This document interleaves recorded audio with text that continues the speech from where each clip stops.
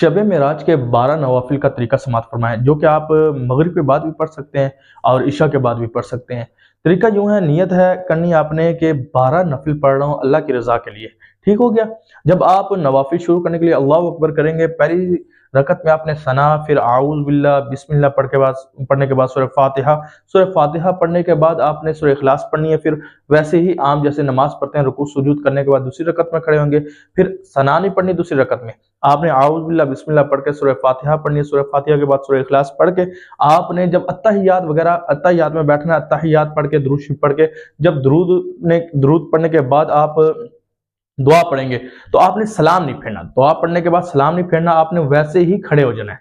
वैसे खड़े हो जाना, फिर आपकी वो दरअसल तीसरी रकत होगी और हकीकत में वो आपकी पहली रकत होगी। तो आपने क्या करना है कि उस पर आपने सना पढ़नी है। तीसरी रकत में सना पढ़ने के बाद आपने वैसे ही जैसे पहली 2 रकत पढ़ी है, पहली रकत में सना, दूसरी रकत में सना नहीं करनी, इस पढ़नी। और आपने ऐसे करना है कि जब तीसरी रकत में खड़े होंगे बगैर सलाम फेरे दूसरी रकत का, तीसरी रकत में खड़े होंगे आपने सना पढ़नी है। सना पढ़ने के बाद आपने वही सना आऊज़ बिल्लाह बिस्मिल्लाह फिर सूरह फातिहा सूरह इखलास पढ़ के रुकू वगैरह करके और दूसरी रकत में खड़े होंगे, दूसरी रकत में सना नहीं पढ़नी। इस तरह आपने बगैर सलाम फेरे हर रकत के बाद अत्तहियात पूरी पढ़नी है। 2 रकत के बाद हर 2 रकत के बाद पूरी अत्तहियात पढ़नी है, सलाम फेरे बगैर आप खड़े हो जाएं।